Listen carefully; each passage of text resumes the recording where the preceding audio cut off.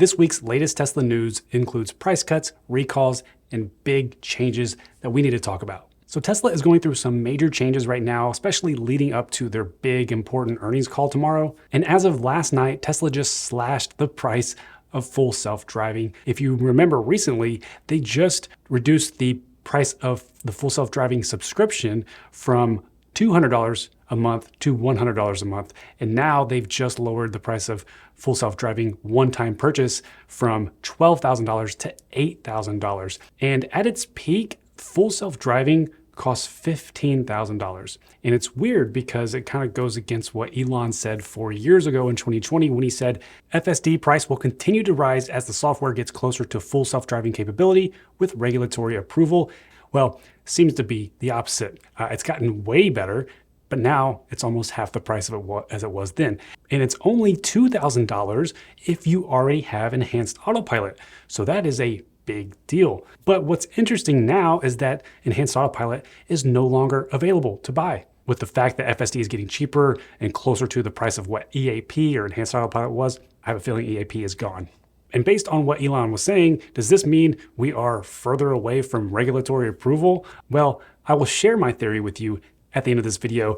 And speaking of price cuts, the Tesla Model Y, the Model X, and the Model S just got $2,000 price cuts across the board. The Model Y on Tesla's website showcasing it as under $30,000 with the estimated savings from the federal tax credit and the potential gas savings. So don't get misconstrued from that. The cheapest Model Y is the rear-wheel drive, and it's still going to be about a $40,000 car, even after the tax credit, when you account for all the fees and destination fees and taxes. So technically there's no $30,000 Model Y right now, but right now might be the best time to buy a Model Y. Just know that, they're trying to push these Model Ys because within sometime in the next year, they're going to be updating and refreshing the Model Y. So it's going to get a new interior, new features. If you buy a Model Y this year before the refresh comes, you're technically, by having the old, outdated Model Y. But you know what? It's still a great car, especially for this price.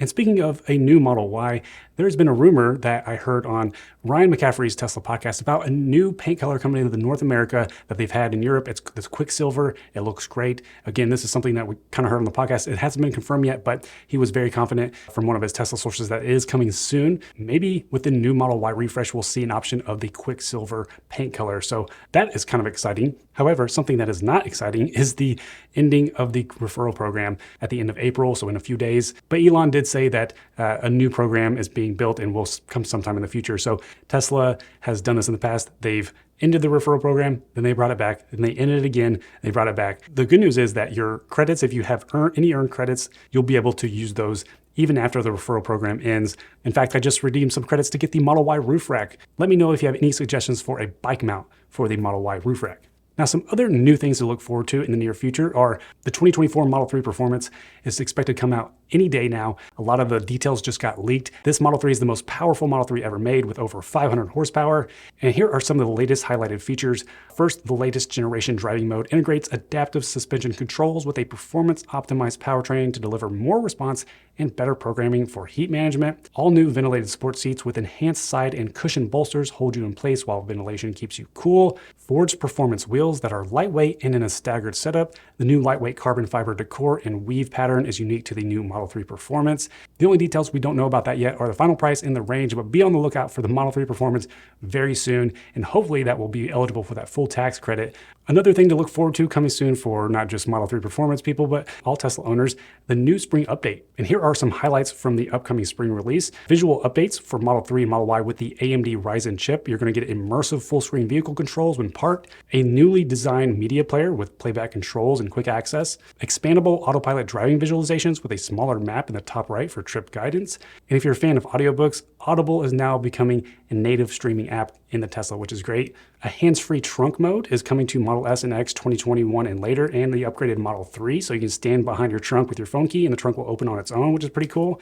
And for Teslas with rear screens in the back, the passengers can now see the trip details and time and temperature on the top of the rear touchscreen.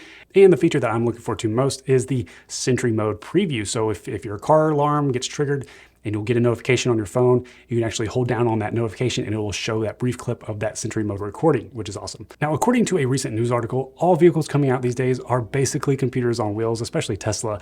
And this is great when it comes to exciting technology, but very concerning when it comes to privacy. And that's why today's video is sponsored by DeleteMe, which is my favorite and most trusted personal data removal tool that I've been using since last year. A recent study from Mozilla claimed that cars are the worst product category they have ever reviewed for privacy. And the report showed that 84% of the research brands share personal data with service providers, data brokers, and other unnamed parties. Now that is outrageous, but luckily there are ways we can maintain our privacy. DeleteMe makes it quick, easy, and safe to remove your personal data online by removing private information from hundreds of data brokers. It's a simple 4-step process. After signing up, just submit your personal information for removal from search engines and data broker sites. Then the DeleteMe experts find and remove your personal information. And then after 7 days, you receive a detailed report. And DeleteMe continues to remove your personal information on a regular basis. With over 100 million personal listings removed, DeleteMe is the best privacy solution I've used, and if you own any car from the last 10 years, I highly recommend it. Click the link below or visit joindeleteme.com/Andy and use coupon code Andy to get 20% off USA consumer plans and start protecting your privacy today. Now let's talk about some of the more unfortunate news. Well, Tesla has recently laid off up to 10% of its workforce. One of the bigger losses for Tesla just happened when Drew Baglino left the company. He was an executive officer at Tesla and served as the senior vice president of powertrain and energy engineering. If you watch the 4680 battery presentation from a few years ago, he pretty much led that. And Tesla's vehicle future relies heavily on that 4680 battery, and Drew Baglino is just a big loss for Tesla. And of course, the big news is the Cybertruck recall that just happened. So Tesla stopped all Cybertruck deliveries for a week, and a voluntary recall has been filed for 3,878 Cybertrucks due to an unapproved lubrication that was used in the fitment of the accelerator pedals, preventing adhesion to the metal. And the risks include unintended acceleration and possible hindrance of braking. Tesla's taking this very seriously. Obviously, it's a safety issue, and it looks like they're already doing a permanent solution by drilling a hole and a rivet into the pedal. I don't think that's a big deal. I think it's going to get solved pretty quickly. But the big thing that I was wondering about when I saw this was, has there only been 3,878 Cybertrucks delivered so far? If they were doing a recall, you'd think they would recall all the Cybertrucks that have been delivered. That seems like a very low number to me. I'll be very interested to see how the Cybertruck delivery process and ramp is going. Maybe they'll share some information on that on the earnings call tomorrow. So let me give you my final thoughts on this full self-driving price cut. Tesla has always struggled with the adoption rate of full self-driving due to the high price. So obviously, by reducing the price, it's going to allow more people to buy it. More adoption. And this, I think, is probably up there for one of the biggest reasons why they did this. Tesla wants the data. More data coming in, more people driving with full self-driving is going to bring more data in. It's going to make their full self-driving software better. And especially with Elon's recent announcement that the robotaxi unveil is happening in less than 4 months. Right now, it looks like Tesla is really focusing a lot of their efforts on full self-driving and really trying to perfect it and get this done as soon as possible. Because when you think about it, what is the unique advantage of Tesla? Previously, I would have said the supercharger network. You know, one of the reasons why I bought a Tesla was first of all, the technology. I love the software. It's seamless, it's fast, it's better than any car software. But also the supercharger network was a huge benefit, you know, being able to road trip and not worry about where I'm going to charge with all the superchargers. Well, now the supercharger network is open to other non-Tesla EVs. So that's no longer just a benefit of buying a Tesla. Another unique advantage that I would have said up to this point, and I still say, is the vertical integration. You know, Tesla controls everything from software to hardware. They try to build everything in-house, which is a big benefit. And of course, it leads to the benefits of having great software and the motor efficiency, the battery technology. All of that is probably top of the line in the industry by Tesla, but it really sounds like Tesla is trying to make full self-driving their unique advantage. If you think about all the other EV competition right now, everybody's saying, you know, Tesla's struggling because more EVs are coming and the competition is growing. So of course Tesla's going to dip. Well, I think Tesla is trying to make sure that everybody knows that if you buy Tesla, you're going to get the best full self-driving experience, whether that's level 2, level 3, level 4, level 5 eventually. And here's what I personally think Tesla should do for full self-driving. I think they should lower it to $5,000.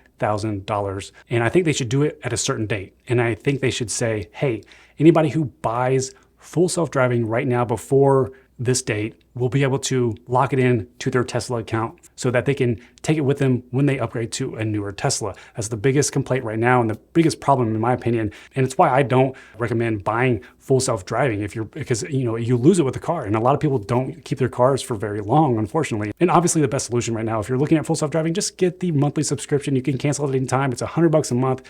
That's the way to go. The only reason I bought it is because I'm a YouTuber. I wanted to test it out for you guys. If I was a normal driver, there's no way I would buy full self-driving until it was actually ready.